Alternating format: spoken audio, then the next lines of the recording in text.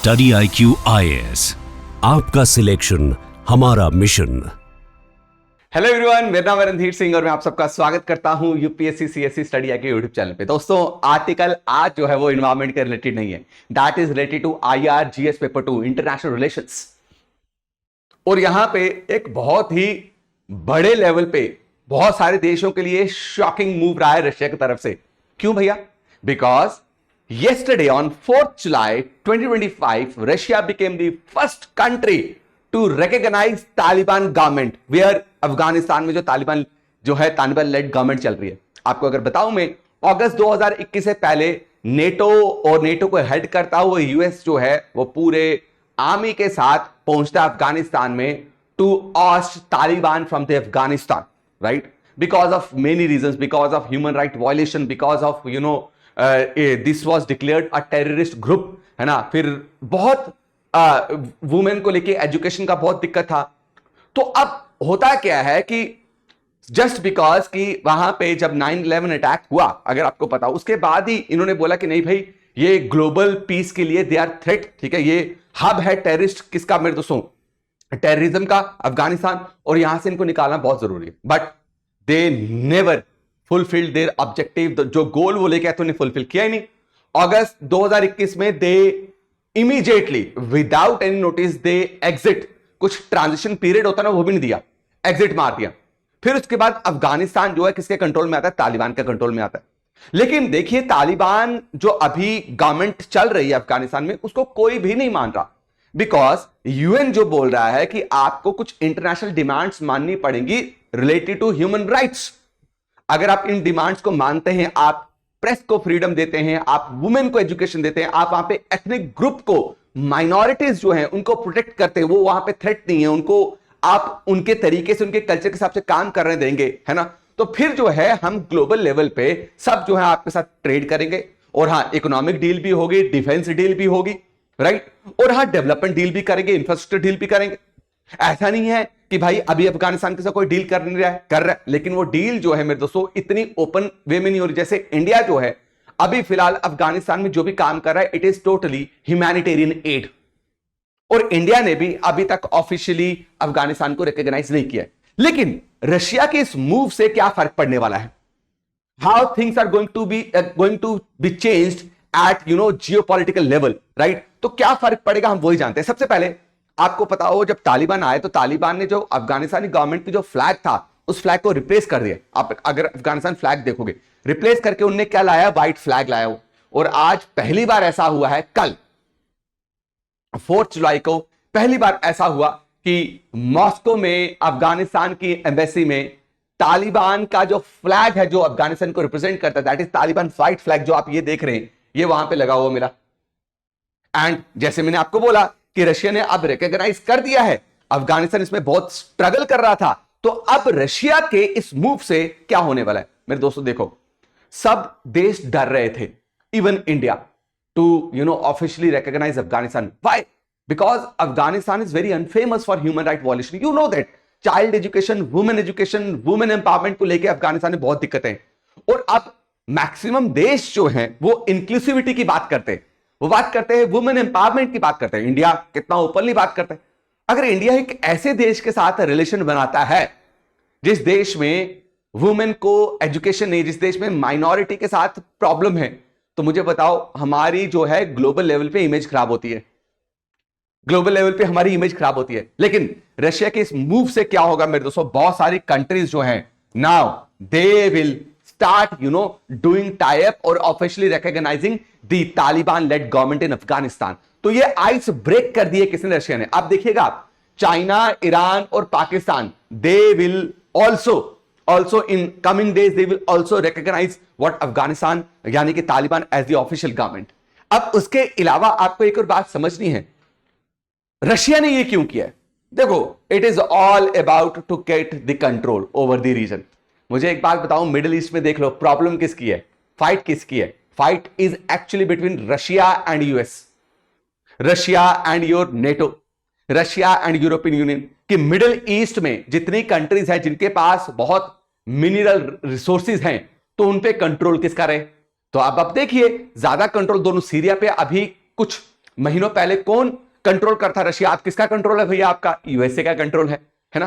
तो अब कंट्रोल क्यों किया जाता है? क्योंकि स्ट्रैटेजिकली ये बहुत इंपॉर्टेंट है, इकोनॉमिकली ये बहुत इंपॉर्टेंट है, defence wise this is very important region. अगर अफगानिस्तान भी अगर आप देखेंगे, it is a very important point in Central Asia and South Asia, बहुत कनेक्टिविटी प्रोवाइड करता है। आप अफगानिस्तान बेसिकली अगर आप देखोगे तो आप देखो अफगानिस्तान आपको पूरा कनेक्ट करता है। कहां पे? यहां पे सेंट्रल एशिया के साथ, मिडिल ईस्ट के साथ। कर रहा नहीं कर रहा? और साथ में आपको एक और बात समझनी है अफगानिस्तान की, कि अफगानिस्तान सिर्फ कनेक्टिव प्रोवाइड नहीं करता, अफगानिस्तान सिर्फ अपने स्ट्रेटेजिक लोकेशन के लिए इंपॉर्टेंट नहीं है, अफगानिस्तान में मिनरल्स भी बहुत ज्यादा मिलते हैं, मिनरल्स भी बहुत ज्यादा हैं।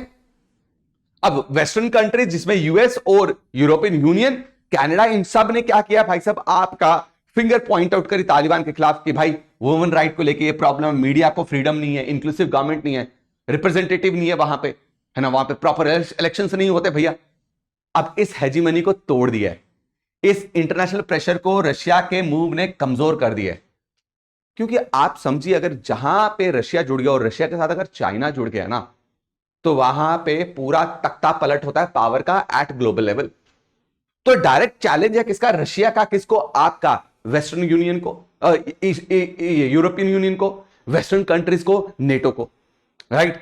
अब रशिया क्यों कर रहा है ये? क्योंकि रशिया चाहता है कि मैं साउथ एशिया और सेंट्रल एशिया में मेरा कंट्रोल रहे, यहां पे कोई और कंट्री आके कंट्रोल ना करे भाई, कोई और ग्लोबल पावर आके यहां पे अपना कंट्रोल ना बनाए। This is only to counter US and NATO influence in the region, समझिए। और हां, Islamic State of what your ISIS जो हम बोलते हैं खुरासन के, ठीक है, ये एक टेररिस्ट ग्रुप है जिन्हें बहुत सारे अटैक पाकिस्तान में किए, अफगानिस्तान में किए, और ये फैला हुआ है सेंट्रल एशियन कंट्रीज तक।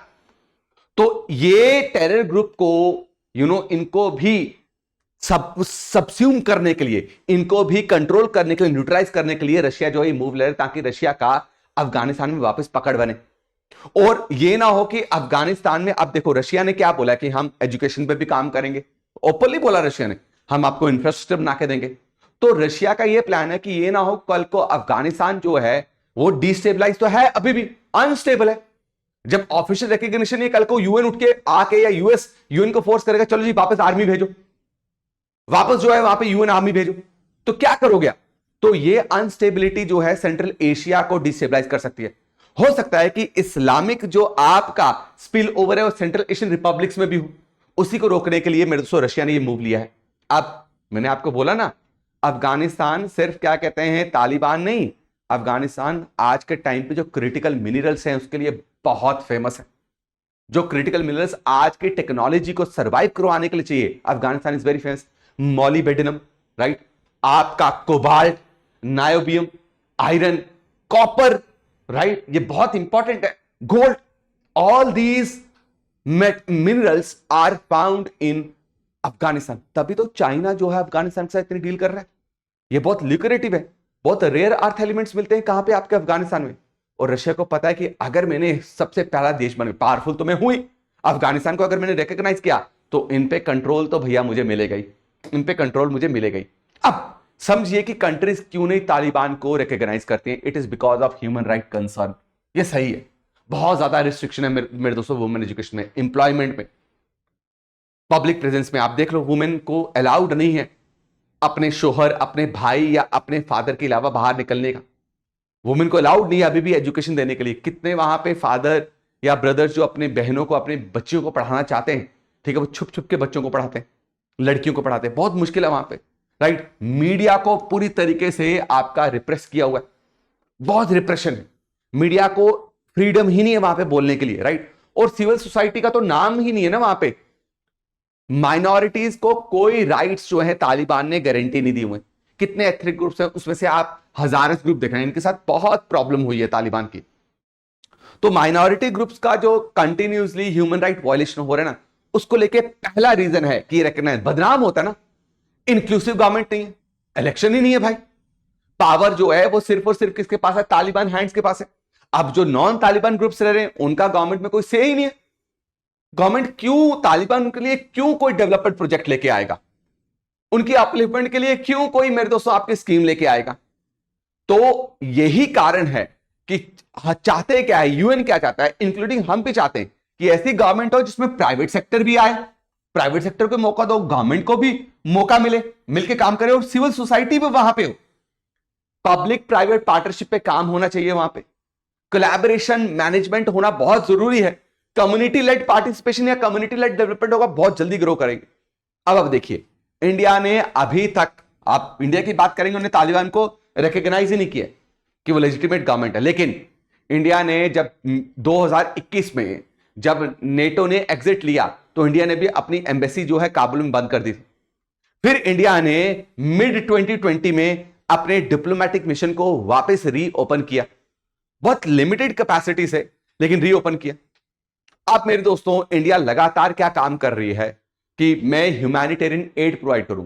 आप देखना कितने एसेंशियल प्रोडक्ट्स, अभी अगर आपको पता हो कि जो वहां पे हैंडीकैप्ड हैं या जिनको वहां पे जिनकी टांगे नहीं है, जो विकलांग हैं, उनके लिए गवर्नमेंट ने कितना मेडिकल एड भेजा, कितने इक्विपमेंट्स भेजे ताकि वो चल पाए, वो काम कर पाए। गवर्नमेंट यही काम करे। देखो क्यों कारण है, इंडिया का ये रीजन है करने का कि कहीं जैश ए मोहम्मद और लश्कर ए तोयबा, वो चीज पाकिस्तानी बैक टेररिस्ट ग्रुप, उनके साथ तालिबान जो है लिंक ना हो जाए। पहले तो थे ना लिंक किए, जब पीक में अफगानिस्तान डिस्टेबलाइज हुआ था, there was a huge link between the terrorist organisation in Afghanistan and the terrorist groups in Pakistan. हम यही नहीं चाहते, क्योंकि हमें पता है कि अगर ये हुआ तो कश्मीर डिस्टेबलाइज होगा वापस। Pakistan will use Afghanistan to destabilise Kashmir, right. और उसके बाद हम कर क्या रहे हैं मेरे, लगातार हम डायलॉग फॉर्मेट में पार्टिसिपेट कर रहे हैं, मतलब डायलॉग कर रहे हैं, टेबल टॉक हो रहा है, ठीक है, जिसमें Russia, Iran, central Asia side, इनके साथ बैठ के हम क्या कर रहे हैं कि ये हमारा है कि सेंट्रल एशिया जो है वो स्टेबल रहे। हमारा कंसर्न यही है कि भाई किसी भी तरीके से ये पाकिस्तानी बेस्ड टेरर ग्रुप्स के साथ और बिल्कुल भी लिंक नहीं होना चाहिए, ठीक है। अब देखो इंडिया क्या बात करता है, इंडिया ऐसे से बात कर रहा है। आप देखो, अफगानिस्तान ने बोला कि आप हमें एजुकेशन वीजा दीजिए हमारे बच्चों के लिए, अपने यूनिवर्सिटीज को ओपन कीजिए, अपने कॉलेजेस को ओपन कीजिए। तो इंडिया का कंसर्न ये है, इंडिया कंसर्न ये दिखा रहा है कि भाई जो वहां पे सिख्स और हिंदूज बहुत ही कम संख्या में रहते हैं, एक्चुअल में उनकी सेफ्टी हो। अगर आपको पता हो, कोविड के टाइम पे वहां पे एक गुरुद्वारे में अटैक हुआ था, जिसकी वजह से बहुत सारे सिख्स को वहां से गुरु ग्रंथ साहिब उठा के मेरे दोस्तों इंडिया में आना पड़ा था, अगर आपको पता। साथ में हमारा कंसर्न ये भी है कि अफगानिस्तान का जितना भी इंफ्रास्ट्रक्चर है और या अफगानिस्तान पे जितनी भी असिस्टेंस जाती है, वो आपको पता है वो ईरान के चाबहार पोर्ट से जाती है, राइट। और चाबहार पोर्ट में हमने बहुत इन्वेस्ट किए, अफगानिस्तान में बहुत इन्वेस्ट किए। तो ये स्ट्रैटेजिक इन्वेस्टमेंट जो अफगानिस्तान में हो रही है, इसको लेके भी वी आर वेरी कंसर्न। तभी हम अफगानिस्तान से पूरी तरीके से अपने रिलेशंस, अपने टाई अप नहीं तोड़ते। और हमें पता है कि कश्मीर इंसर्जेंसी जो है मेरे दोस्तों बहुत खतरनाक होगी, बहुत खतरनाक होगी, क्योंकि अगर अफगानिस्तान के साथ हमने थोड़ा सा भी छेड़ा तो ये जिहादी ग्रुप्स जो हैं, ये जो आपके टेररिस्ट ऑर्गेनाइजेशन जो हैं, ये अफगानिस्तान में जाके छुपेंगे, ये अफगानिस्तान में जाके छुपेंगे। तो रशिया के इस मूव ने मे भी मेरे दोस्तों, आपको पता चला इंडिया कुछ दिनों में क्या कर दे, आपका अफगानिस्तान को रिकॉग्नाइज कर दे, but India will take time, थोड़ा सा टाइम लेगा इंडिया इतने जल्दी ये मूव नहीं करेगा। अब मेरे दोस्तों, आज है 5 जुलाई, मंडे को एक ऐसे कोर्स का ऑफर जो हम लेके आए खत्म होने वाला है, जो आपको फिर कभी नहीं मिलने वाला। That course is GS foundation course, और ये कोर्स मेरे दोस्तों आपका है गोल्ड बैच की मैं बात कर रहा हूं ओनली। इवनिंग में ये बैच स्टार्ट होगा, 6 बजे इसकी लाइव क्लास चलेगी। इस कोर्स का प्राइस जो है it is only 9,999। 7 July is the last date to enrol in this batch. मेरे दोस्तों, हर एक फीचर्स आपको नहीं मिलेंगे जो फीचर्स आपको डायमंड में मिलते हैं या प्लैटिनम में मिलते हैं, लेकिन यहां पे आपको 1000+ आवर्स की आपको लाइव क्लासेस मिलेंगी ही मिलेंगी, 100% मिलेंगी। मतलब आपके पूरे कोर्स को, और इसकी वैलिडिटी जो रहने वाली है दैट इज 18 मंथ्स। कितनी वैलिडिटी है? 18 months. Don't forget to enrol in this course, don't forget to enrol in this course, you get maximum discount. और मेरे दोस्तों, अपने यूपीएससी की जर्नी को सक्सेसफुल बनाएं। बैचेस अवेलेबल हिंदी में भी हैं, इंग्लिश में भी हैं और इंग्लिश में भी हैं। बैचेस अवेलेबल 2026 के लिए भी हैं, 2027 के लिए भी हैं, 2028 के लिए भी हैं। सिर्फ 9,999, लेकिन ये तभी मिलेगा जब आप मेरे code RDX live coupon code को इस्तेमाल करेंगे।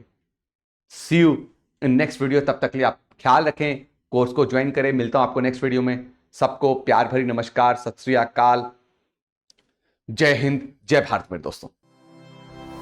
स्टडी IQ IAS, आपका सिलेक्शन हमारा मिशन।